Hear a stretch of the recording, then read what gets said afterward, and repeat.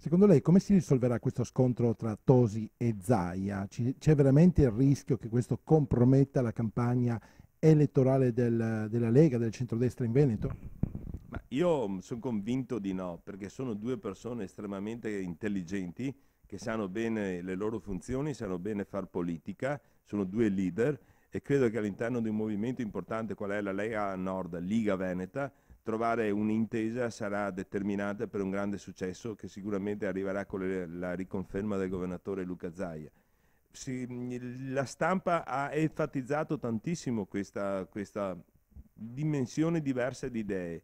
Io credo che il concetto principale si basa su una considerazione che è importante. Siamo all'interno di un movimento che si chiama Liga Veneta, Regione del Veneto, per cui la nostra segreteria regionale, che vuole che sia mantenuto e attuato lo statuto che da 20 anni detta le condizioni all'interno del movimento per quanto attiene le candidature dei consiglieri regionali, le proposte dei consiglieri regionali. La diatriba sta tutto in questo e credo che fra persone intelligenti a fronte di una riconferma del governatore Zaia un quadro si dovrà definire, mi auguro, in tempi ristretti.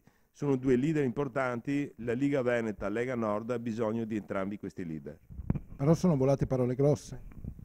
Ma parole grosse sono volate, però sempre all'interno della civiltà, credo. Sono posizioni forti che dimostrano l'importanza di questi due leader e anche la fermezza di questi due leader.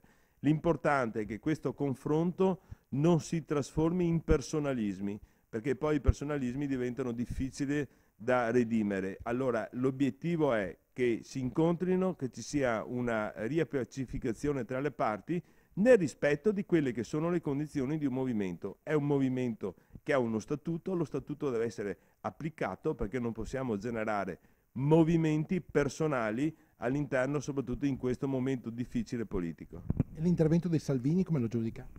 Ma Salvini mi è piaciuto quando lunedì scorso, della settimana scorsa, dopo l'incontro Zaia e Tosi, ha detto io mi tengo da parte, farò il super partes e dovrò intervenire nell'eventualità che i due leader, Tosi e Zaia, non trovino una loro condivisione. Sicuramente il ruolo del segretario federale deve essere quello appunto di controllore del rispetto dello statuto e del regolamento della Lega Nord. Dopo ha detto che chi si oppone a Zaia è fuori? Ma credo che su questo nessuno ha mai detto che chi si oppone a Zaia. Tosi non ha detto che si oppone a Zaia. Tosi ha sempre detto che ritiene indispensabile che lo statuto della Liga Veneta, che è la storia della Lega Nord a livello italiano, perché ricordiamo che la Liga Veneta è colei che è partita per primo con grandi numeri anche elettorali, lo statuto della Liga Veneta sia confermato e sia rispettato. Sabato lei va a Roma?